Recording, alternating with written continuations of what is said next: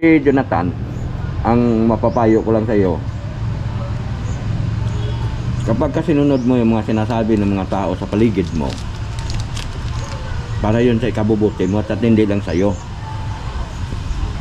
para na rin sa ikabubuti nung nanay mo, si Aling Marita. Kasi imagine na lang kung mapaano ka, kung hindi ka na makagalaw, sino na mag-alaga sa nanay mo? So lalong kaawa-awa yung nanay mo. Kung talagang mahal mo yung nanay mo, kailangan sumunod ka sa mga payo at saway sa'yo. Tama ko, Teng? Ikaw ba, Teng, ay sumusunod din sa payo at saway ng nanay mo? Oh, Halimbawa, anong mga sinasabi niya na sinusunod mo? Halimbawa lang. Tatandaan mo pa ba? Ano yun? Ayun. Hindi talaga matandaan ni Teng kasi alam naman natin na medyo na-lose memories din siya eh. Wikwi, wakwa, wakiwa, ayi, tira. Ayan mga kawaki, mga kalinda, andito sa tabi ko ngayon. Dinaanan tayo ulit ngayon dito ni Titeng. Ayan siya oh. Ting, musta na? pero okay lang, malakas pa. Malakas pa ba? Pasyal-pasyal pa, marami pang magagawa sa buhay. Ayan, lakasan busis para marinig. Malakas pa, bata pa, marami pa akong magagawa sa bahay. Maglaba, magluto, maglansya, construction. Construction. Teka lang, kakain tayo ng kon? Ng Skyflex, gusto mo? O sige, bibili lang ako, dali lang ha. Okay, bibili tayo dito kasi dinaanan tayo ngayon ni Titing. Mukhang maganda na naman yung kondisyon ng kanyang pag-iisip ngayon. Nung nakarang araw, dumadaan to, hindi mo makausap maayos eh. Tineng, bili. Len, Rebisco, dalawa. Ayan, Rebisco, dalawa. Kaya magbablog kami ulit ni Titing oh. Kondisyon daw kayo yung mukha niya ngayon eh. Ayan, dalawa, saka kwan. Karang kukuha ko ng pera mga kawaki. Ano sa'yo, Teng? Royal o Royal? Ha? Oh, saka isang Royal. Ganun. Saka yung utang ko, magkano yan? Ayan. So, bili tayo ng isang Royal, saka dalawang kwan. Aki, hindi ako magsusupply, maaga pa eh. Kwan lang ako ngayon. Makaila ako ng Rebisco. Ayan. Ito, painumin natin si Titing, merienda niya daw ito. Nagre-request siya ng Royal eh. O, Ting. Salamat. Para Salamat sa mirinda. lakasan ng boses para marinig ng ating mga subscriber. Salamat sa mirinda at sa mga kapitbahay namin. Yun. At gusto na lang sa inyo. Pasalamatan mo si Ma'am Erlinda. Ma'am Erlinda Official Vlog. Sige nga, nabukan mo nga. Kumusta na kayo dyan? Oo. Ako nandito sa highway. Ayun na. Hindi,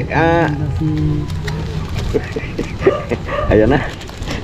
Iba na yung mga balat ni Titing. Sabi ko, pasalamatan mo si Ma'am Erlinda Official Vlog. Sige nga, kaya. Ma'am, salamat. Ay, sige nga, ikaw nga.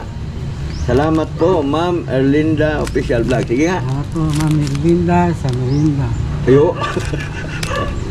Salamat po, Ma'am Edita. Sige, ikaw nga. Salamat po, Ma'am Edita Sa merienda. Yung merienda talaga yan, no? Salamat po, Ma'am Adina Houston. Salamat po, Adina Gusto sa mirinda. Ayun. So, ayan. Mga kakon, medyo matalas. Kain tayo. Medyo matalas ngayon yung memorya mo, Sing, ah. Kaya, kaya, ito na. Waki. Yung itlog mo, baka lumabas. Ha? Ang itlog mo, upo ka na maayos. Upo ka na maayos, kaya yung itlog lumabas.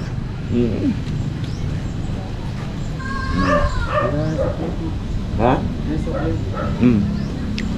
Okay na.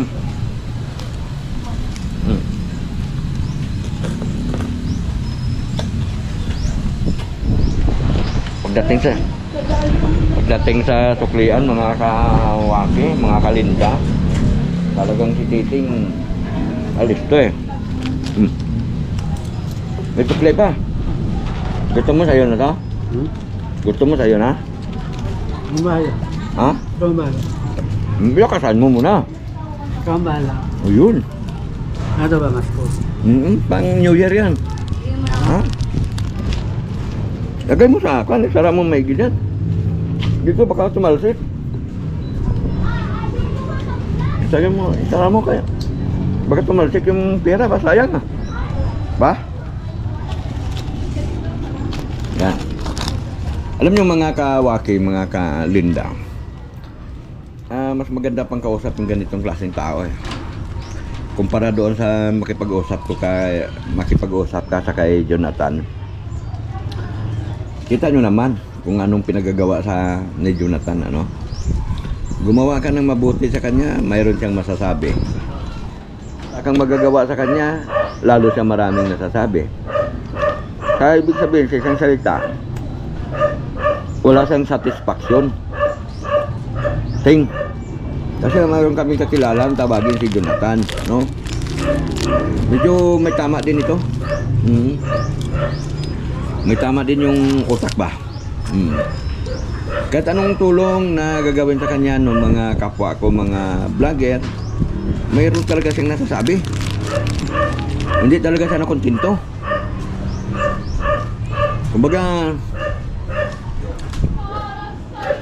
Kumbaga, dito tingin. Kumbaga wala siyang satisfaction. Alam mo yung salitang satisfaction? Diskontinto ba? Hindi siya nakukontinto sa sarili niya. Yung mga ganong klaseng tawa nung masasabi mo. May masabi ka ba doon? Wala. Patay tayo dyan mga kawaki. Wala na siya ngayon masabi. Kain, inom. Para kondisyon. Mga ka-iga.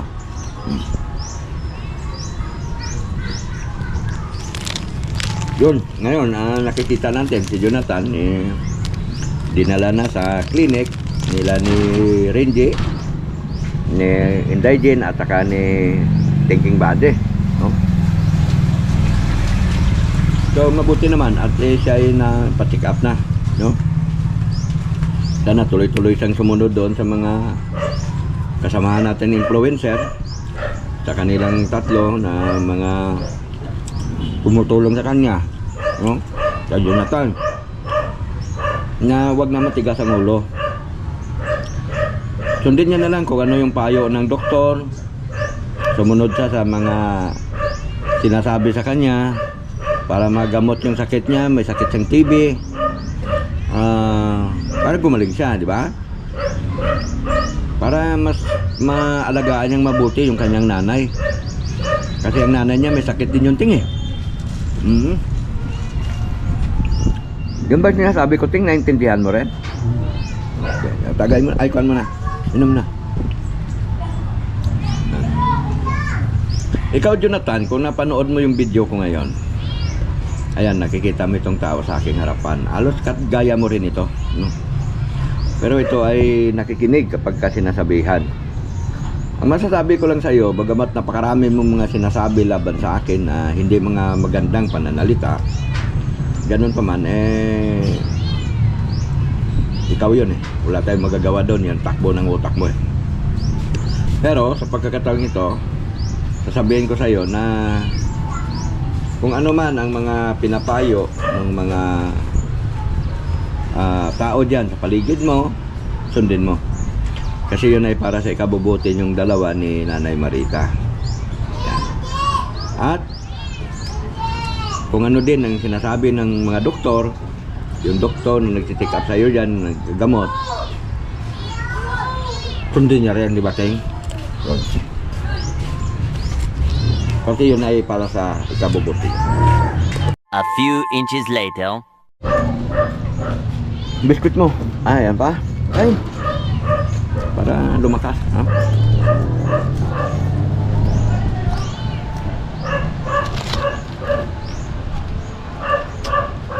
Kasi Jonathan, ang mapapayo ko lang sa iyo, kapag kasinunod mo yung mga sinasabi ng mga tao sa paligid mo, para yun sa ikabubuti mo at hindi lang sa iyo. Para na rin sa ikabubuti nung nanay mo, si Aling Marita. Kasi imagine na lang kung mapaano ka, kung hindi ka na makagalaw, sino na mag-alaga sa nanay mo? So lalong kaawa-awa yung nanay mo. Kung talagang mahal mo yung nanay mo, kailangan sumunod ka sa mga payo at saway sa'yo. Tama ko, Teng? Ikaw ba, Teng, ay sumusunod din sa payo at saway ng nanay mo? Oh, Halimbawa, anong mga sinasabi niya na sinusunod mo? Halimbawa lang. Tatandaan mo pa ba? Ano yun?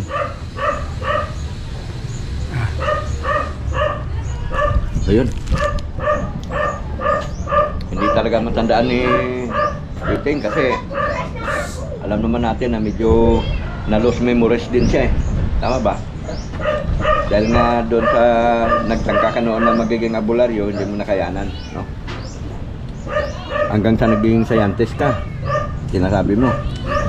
Hanggang sa nagiging doktor ka, hanggang sa hindi mo nakayanan, kaya nagkaganyan. Yun. Ha? Kaya tuloy lang natin yung masasabi natin kay Jonathan, ano?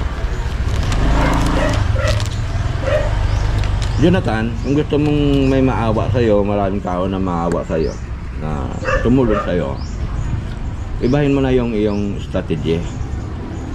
Kagaya nito ni Titing, tignan mo, nakatingin sa itaas, nakatulala, no? Huwag ganyan. Baguhin niya na yung kanyang strategy. Kasi hindi maganda, di ba?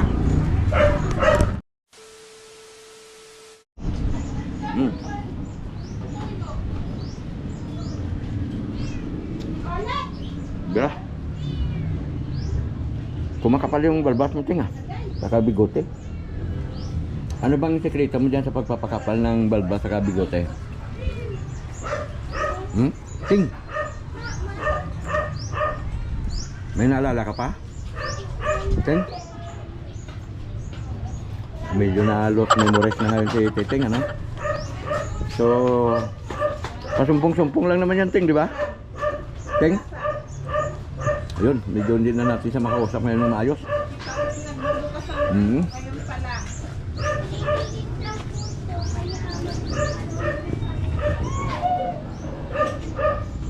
So ayan mga kawaki, pang Titing ay medyo malalim na ngayon yung iniisip at masyado niyang... Bakit nga pala malalim yung iniisip ngayon, Ting? Parang na iba. Hi vlog. Ha? Ganyan lang siya, yan. Kumbaga, parang isang kanta lang yan, tulala sa isang tabi. Ayan. Hindi mapakali. Ayo. Paano mo nga? Ayan, mga ka-waki, mga ka-linda, mga ka-business. Ikaw, Jonathan, alam ko, ikaw ay laging nanonood ng mga video ko, ano? Kahit na kung ano-ano yung mga pinagsabi mo sa akin mo nakaraan, ay wala naman akong galit sa iyo kasi naintindihan ko yung takbo ng utak mo at saka yung takbo ng iyong pangunawa, no? Ay! Bira. Basta sundin mo na lang kung anong payo nila dyan para sa ikabubuti mo at saka ikabubuti ni Nanay Marita, no?